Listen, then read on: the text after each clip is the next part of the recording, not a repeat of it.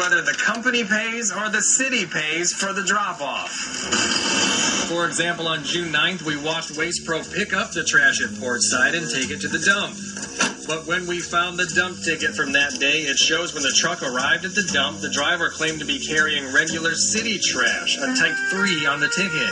That means because they are a city contracted hauler and claim they dropped off city trash, they didn't pay the dump fee, in this case, $367.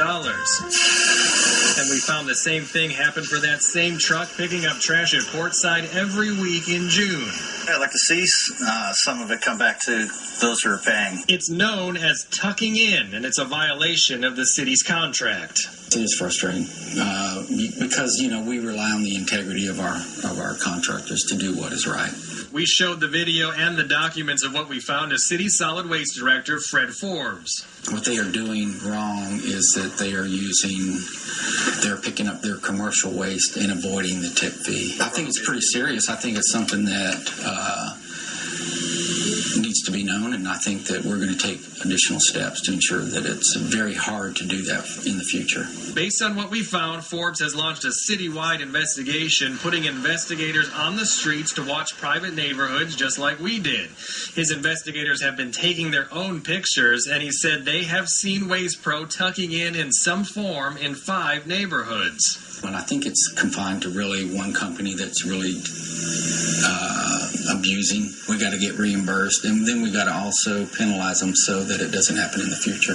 Just in the month we sorted through dump tickets for just one neighborhood, Portside, the city lost out on $1,674 in dump fees. Add to that, the city is also paying for the garbage haulers' gas, even when in these cases the trucks were being used for other customers. We went to Waste Pro for an interview, but it would only give a written statement saying in part, we are also conducting training sessions with drivers and supervisors to ensure our policies and procedures are understood and carried out. We today sat down with the Solid Waste Department to begin the process of rectifying any mistakes we may have inadvertently made. Forbes at Solid Waste says he has asked city auditors to begin to calculate how much Waste Pro owes, but right now he can't give an estimate.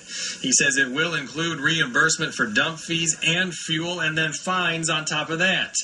Plus, he hasn't ruled out taking away the city contract. Now, the Solid Waste Division didn't catch this happening before we did, but says it is making several changes, including random spot checks and audits. Great, that's a good thing. We'll keep you updated. It's 9% millage hike that has already received tentative approval. Now, if they decide to vote it down, then the council will have until Thursday to find $45 million in budget cuts to keep the tax rate flat. So it would help the council make a decision that would help the residents. Today, several organizations are hosting a protest outside City Hall, and you are all invited. The Team Taxpayers Tailgate Party is today at 4 p.m. in front of City Hall. That's in downtown Jacksonville. Organizers say join them in showing the council how upset citizens are about the tax hike. The City Council meeting begins at 5 o'clock this afternoon. As I have sitting in the parks in Newark, I think you could probably cut back on the good time parks for a while before you slash the cops. Philadelphia, you can save a couple of cops right off the bat. Cut the $1 million set aside for mural arts. Mural arts? I don't know if you know this. Free market is great, baby. They do it for free. It's called graffiti. $32 million for a free library. Well, I gotta tell you, I read probably twice as much as the average Joe. I love to read, but I have a hard time reading, or my kids would have a hard time reading with blood coming down their eyes. Baltimore, cops are on the chopping block. But for $750,000, you gotta get rid of the cops. We got an opera house online. This is like your wife coming home and saying, honey, we're running out of money. We got to cut down on our expenses. But we got to stay healthy. We got to do something. We can't afford all of this food. You're right, honey. We got to cut the milk and the meat and the organics. We got to cut all that out. We're only going to buy Mountain Dew and Cheetos. Mountain Dew and Cheetos. How about we get the rich who never pay their fair share to buy their stupid, snotty opera house? Let me ask you. You're in a state with you cut the opera house or the cops? You know why this is easy for you? You know why it's infuriating for you? Because you have common sense. Now, what does your gut tell you? That everybody involved in this is a moron? Warning. It is a crime what city leaders are doing. Peyton Place warning. Mayor John Peyton is endangering people in Jacksonville. Be courageous. Stand against turning Jacksonville into a Peyton Place. He wants to cut fire and police protection while we are wasting millions on Peyton's pet projects. In this economy it is foolish to cut fire and police. City leaders are cutting fire and police protection while wasting millions on Peyton's pet projects. Like they just gave away $4 million to the Jaguars football team. They repave roads with bricks and waste millions of dollars more. Please save our fire and police force because we need them. Just watch the news. Call the City Council today and tell them to keep our fire and police protection. The life you save could be your own. This Peyton Place warning brought to you by the City Commission.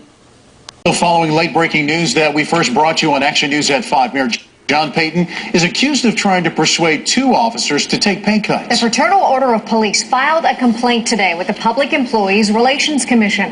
Now, that's the state commission that oversees complaints between unions and employers. The complaint alleges that the mayor dropped in on a lunch with some officers and started showing them charts with information about the city's financial future. The FOP released several pictures from that impromptu meeting with the mayor. The union believes Mayor Peyton was using dirty tactics to influence union negotiations. Warning. It is a crime what city leaders are doing. Peyton Place warning Mayor John Peyton is endangering people in Jacksonville. Be courageous. Stand against turning Jacksonville into a Peyton Place. He wants to cut fire and police protection while we are wasting millions on Peyton's pet projects. In this economy it is foolish to cut fire and police. City leaders are cutting fire and police protection while wasting millions on Peyton's pet projects. Like they just gave away $4 million to the Jaguars football team. They repave roads with bricks and waste millions of dollars more. Please save our fire and police force because we need them. Just watch the news. Call the City Council today and tell them to keep our fire and police protection.